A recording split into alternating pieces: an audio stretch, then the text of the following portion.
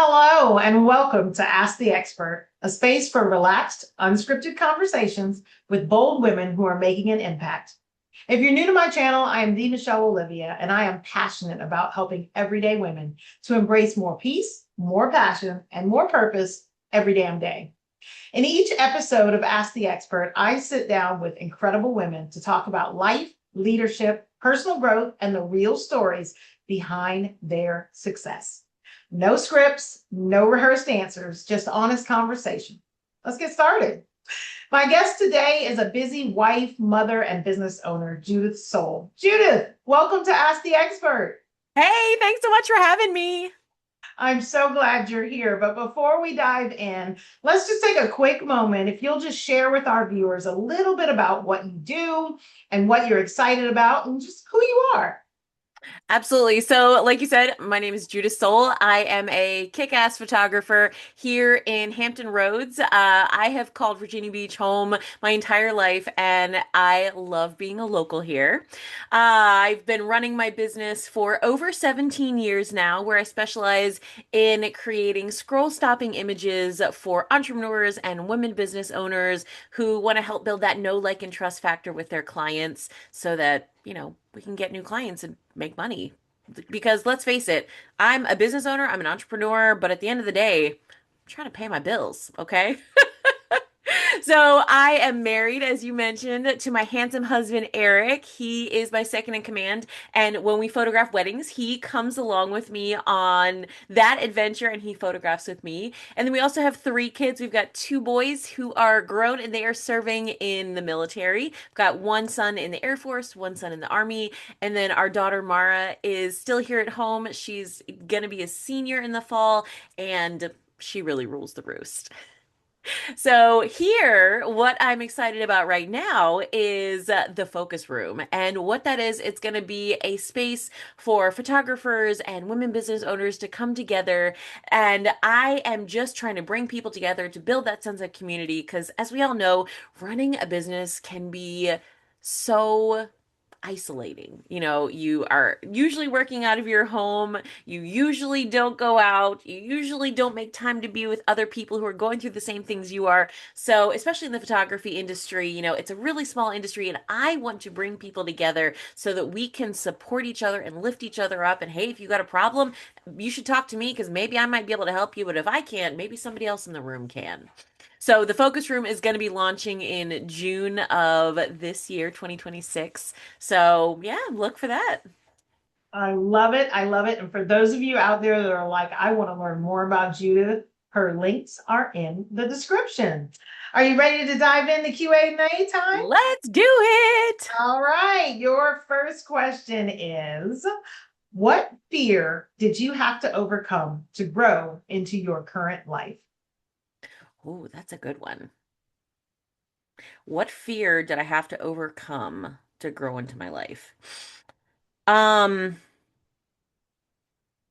Fear mindset, I kind of feel that those are the same because we teach ourselves, I feel like we teach ourselves what is acceptable for us, what is not acceptable.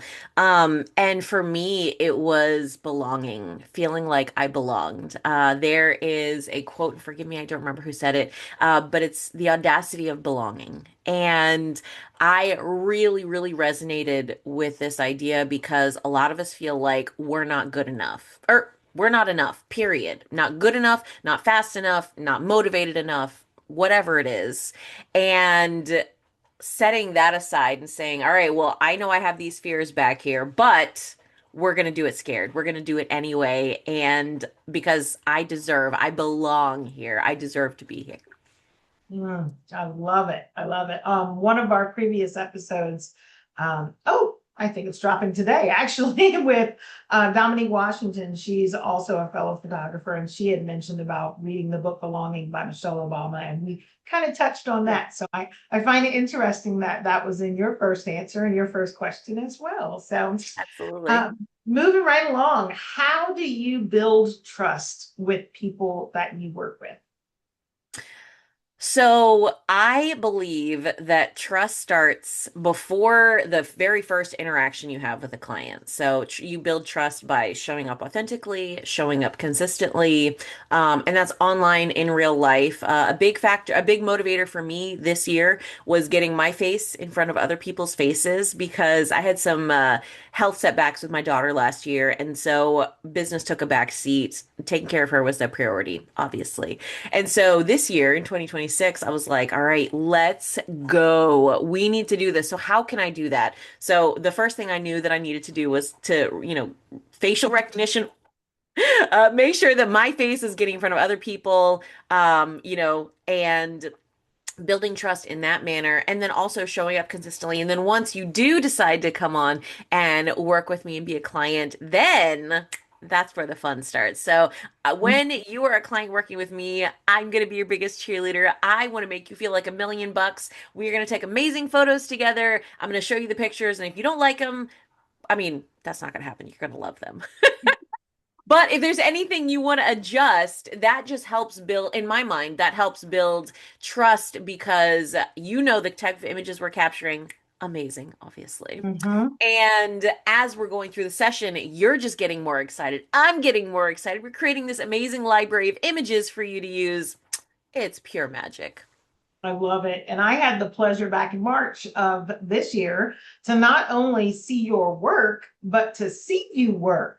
Yeah, girl. And just as a follow up to what you're sharing, I know you mentioned about the setback and family first, love it. However, I'm curious to hear a little bit more about that. How did you get back in the swing of things? How did you really say, okay, now it's time. I'm going to dive back in and get started again? Yep. So last year in 25, my daughter at 16 got diagnosed with osteosarcoma bone cancer, which is a rare bone cancer, and she ended up having to have her foot amputated. And so there was, the best boss in the world couldn't have given me all the time off that we needed because she was a juvenile. She had to stay in the hospital for treatments she was an inpatient for like 4 to 6 days. So there were weeks that we lived in the hospital. Don't recommend it. 10 out of 10. The staff was wonderful. We had a great care team, but still 10 out of 10 do not recommend.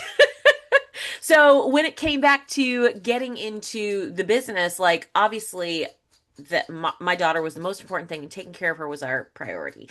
But at the end of the day, we still got bills to pay. So I knew that I needed to get back in there. And for me, it was important to show people that, yes, I've got this going on, this big, crazy medical emergency, but I am still committed to showing up for my clients, for the things that we're contracted to do so that we can continue to make magic. And I feel like that's real life. We all have stuff. You may not have something as dramatic as a daughter with a rare bone cancer, but you've got baseball practice, you've got kids that need to go to art camp, you've got whatever it is on your schedule, 10 million things. As entrepreneurs, you are wearing all the hats, all of them. You are the coach, you are the financial operations, you are contracts, you are invoices, you are all the things. And then you've Mm-hmm. also got real life.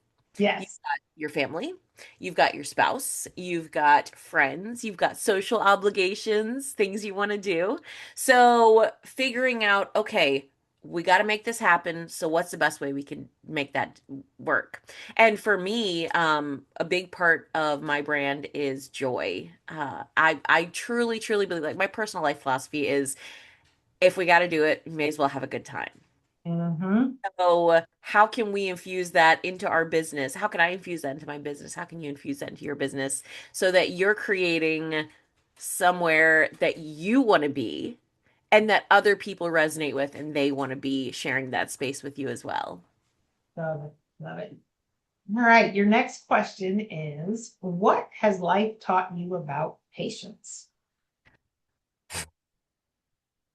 That I don't need anymore. I got this, okay? So I think most of us as a rule, are not very patient. I know I'm not. I'm like, if I want something, I want it now. And if I don't get the results immediately, well, why don't I have these results? And so being a business owner specifically has shown me that one, patience is necessary because the things that you want to do or the things that you want to accomplish, they may not necessarily happen overnight. So there's nothing you can do about that. You're just along for the ride. But also, I think it teaches you patience because you might have a dream or something in your heart that you feel called to do, and the timing is not right this second. Or it might not, it wasn't right a year ago, or it won't be right a year from now. But eventually, one day you're going to get there. So I know for me in my business, obviously I'm a photographer. I love taking pictures, but since I was a little kid, I've loved writing. When I was growing up, I wanted to be like Connie Chung, traveling the world, being a reporter, getting all the cool stories. And real life happened, and that's just not that was not in the cards for me. But I have had it on my heart. I would say the last few years, I was like, I kind of want to write a book. I kind of want to write a book. I feel like I want to write a book. I feel like I got something to say. And the timing has not been right. The timing has not been right. The timing has not been right. And now, recently, I was like, kind of feel like the timing is right. I kind of feel like I'm ready. So I know. So now I'm putting it out in the universe. So now it has to happen. Yes. Yes. You're So putting it I out on mean, YouTube, girl. You got to do it. yeah, girl. So I feel like just because something isn't right now doesn't mean it's not going to be right ever. And keeping that in your heart and knowing, okay, it's not right now, but it's going to be. One of these days, it's going to be. I love it. I love it. In building connections in your circle, especially with other women, what role does vulnerability play? Oh, that's tough. So I think being vulnerable is hard for especially us women business owners because we are taught from a very young age to be like to not be too much, to not take up space, to not bother anybody. And so I think being vulnerable for me means saying if somebody asks, "Hey, how you doing? How you been?" You're like, "I'm good. Life's been good. Been busy." How many times have we said, "I'm busy" in response to somebody asking us how we're doing? Okay, Mhm. that's cool, but how are you doing? Yes. So, and I think being vulnerable is one of the best gifts you can give to somebody because you're telling them, I trust you enough to Mhm. share that life is complete chaos right now. I trust you enough to say, I do not have all of my stuff together. Just hold space for me. Just hold Yeah. space for me. And so I think that truly, if we, and I say this for myself as well, because I'm bad at it, but I think that if we can say, I've just really been having a tough time, that's an honest answer. That doesn't get more real than that. Amen. Amen to that. I have to say, when I was working with you on the event that we did in March, not only did put your work aside, put the pictures aside, your vibrancy reminded me of how open I could be, but also it kind of reflected on me at how much I had been downplaying my personality. And I want to thank you for that because you are just a fireball of energy and light, and it makes me want to be even more every day. So Oh, I I love love it. I love that. it. Thank Definitely. you. Thank you so much. Well, and I Oh, think I mean it. too, again, being too much, like you're not too Mhm. much. I promise you're Yes. not. If you are too much, go find somebody else. Like Yes. I literally have a Say shirt that it says that. again for the women If in the I'm too back. much, go find somebody else. And I truly believe, from a business perspective, there is enough business for everybody. I truly, truly believe that. When we start out, we're like, I'll take anybody, I'll work with anybody, it Mhm. doesn't matter, I'm just trying to make money. And then you start realizing, hey, not everybody's for me, and that is okay. That is such a gift to be able to recognize and see that and say, hey, you are not a good fit for me, but I would love to share your information with somebody else who I think might be a better fit for you. And Yes. I feel like that is if you if we as business owners can wrap our minds around that, it is so freeing because not everybody's your client, and that is really okay. That is, not everybody is going to appreciate this pink starburst energy I'm bringing. That's Mhm. okay. It's their loss, truly. Yes, yes. I just had that conversation yesterday with someone because of those of you that know me well, if you're watching this, you probably know that I curse a lot. I curse a lot. Fuck is one of my favorite words. And if you're around me long enough to not hear it, you weren't around me very long. But I had someone just the other day say, if that's something that makes someone not want to spend time in your presence, that's on them, not on you. And Yes. I really welcome that. So for those ladies listening out there, listen to what Judith is telling you. You are not too much. So tell me, Judith, what's something that makes you laugh every time? This is gonna be silly, but my husband makes these really weird faces. And he literally does it to make me laugh and it's always late at night when I'm trying to go to sleep, and he'll be like, "Hey, hey," and he'll make like I'll be like, "What do you want? I'm trying to sleep." And I can just see the outline of his face, and he's making some. I'm like, "What are you doing, weirdo?" God How bless long? Mr. Soul. Oh, He's a good nugget. oh yes. How long have you guys been together? We've been together since 2013, so six or 13 years. Whew. Time flies when you're having fun. Yes, yes, I love it. And laughter can be such a wonderful part of a good relationship. I'm right Truly. with you, the funny faces. After we get off of this, I'll have to tell you about a song that my husband sang to me. It's one of the things I fell in love with. And Oh, I love it's that. not a song, it's a funny song. Oh, fair, fair. Sorry, Even better guys. If though. you want to Even see that better. one, you're going to have to message me and I'll send it back to you. Anyway, moving right ahead. What moment in your life are you most grateful for? Most grateful for.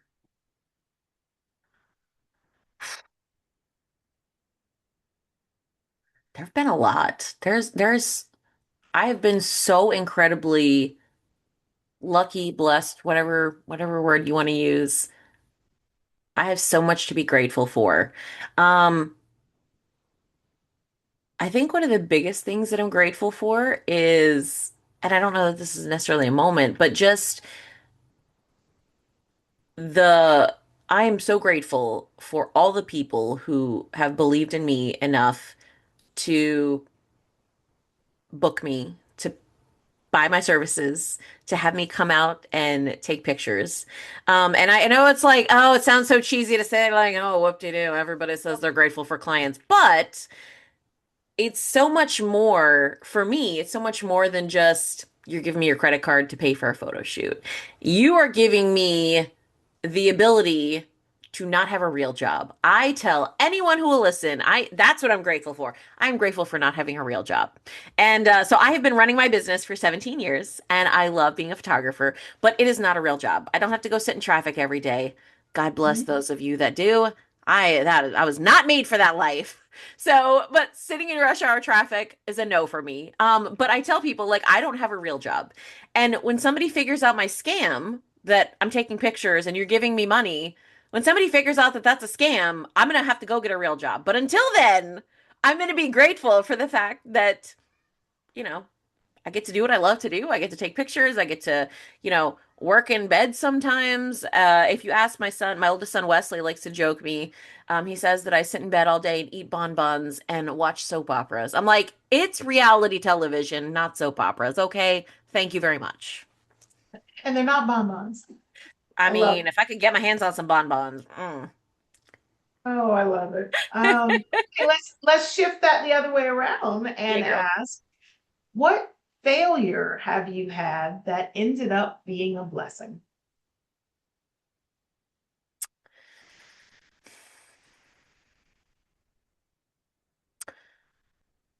I was never part of the cool kids in the wedding arena here in Hampton Roads. In the sense of like Hampton Roads is a big place, tons of people, lots of wedding vendors. However, it is actually a very small circle once you start getting to know people. And everyone here is so wonderful. And I really have loved all the people that we've worked with. But in any industry, there are cliques and there are people that hang out and, that they refer to the same people, which is totally fine. And we were never, I say we because it was Eric and I in the wedding industry. Mhm. We were never really kind of in that inner circle. And I was quite butthurt about that for a while. And now it doesn't even matter. Like I look back on it, like I was so butthurt. I remember there was an industry event, and I found out about it as it was happening because people were posting pictures. And I was so upset that we didn't get an invite. I'm like, we deserve a seat at the table. We deserve to come do this. And looking back, I'm like, that is such a silly, like I got so worked up over that, over what? Not being invited to a party. Mhm. And so at the end of the day, looking back, it was a good thing because the way that our business was kind of uh, the way that our business runs is we operate on more of a boutique style. So we were never the photographer who's going to do 50 weddings a year. That was never my dream. I just wanted to have enough to have money in the bank, do what I need to do, pay for kids' baseball. Anyone who has kids in sports, you know what I'm talking about.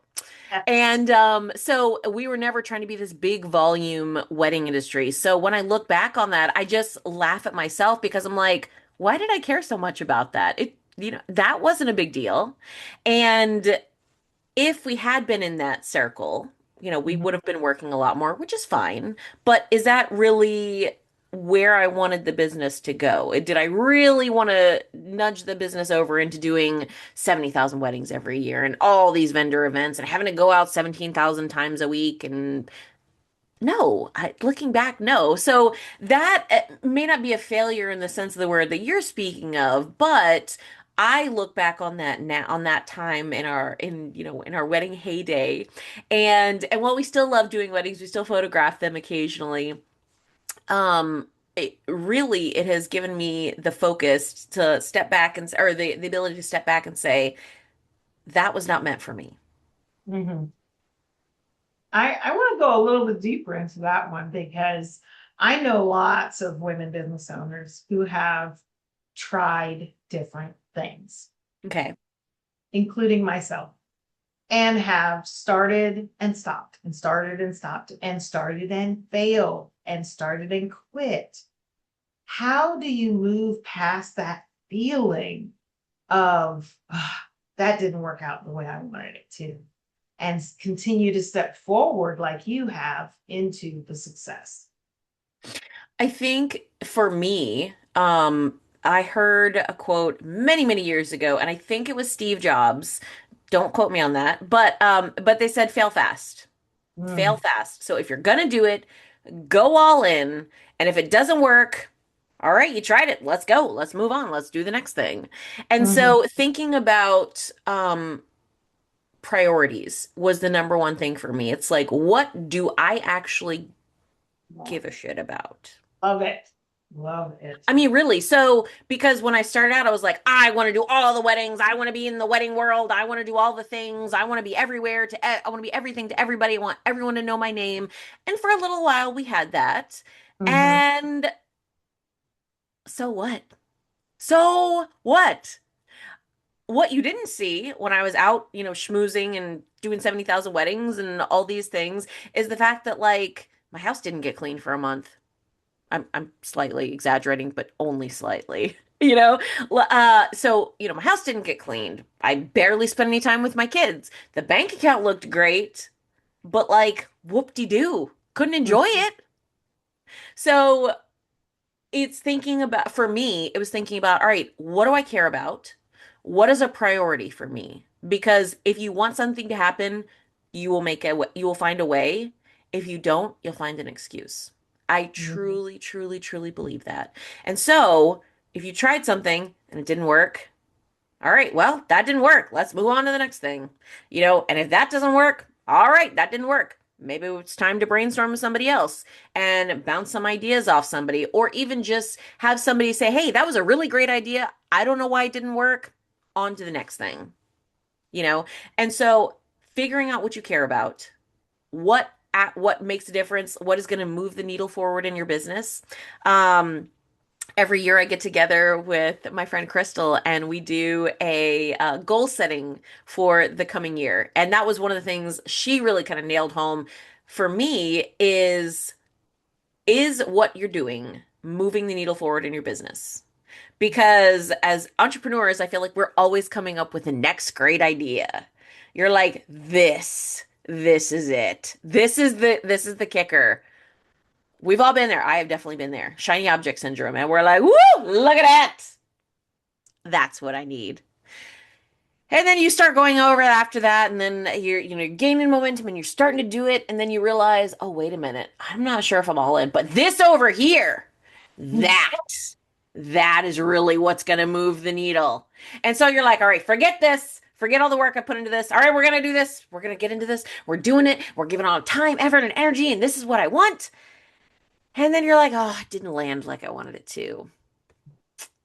It was a crappy idea. I should have just gone back to this one. Or maybe I could do this. And so we've got a lot of noise. So figuring out what do you care about? What is going to make an actual impact in your business and forget about everything else. And when I say what do you care about, I'm talking about family is like family time. To me, that's a big Mhm. thing. Spending time on your backyard patio. What that is, it sounds silly to say, but that is actually something that I have grown to really love. Is just sitting outside. I have a beautiful, I call it my tropical oasis. I've got lots of beautiful flowers and plants out there surrounding my patio. I've got a fire pit. I've got really comfy chairs.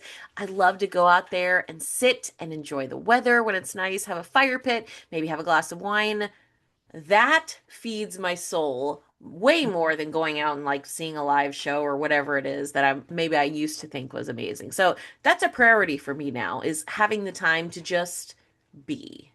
So when Mm. you're thinking about your business, think about your life as a whole. So don't just think about, all right, what's going to work with the business, but like how can we translate that to family time? How can we translate that to time with the kids, time with friends, time out in the wild doing whatever it is that you love doing?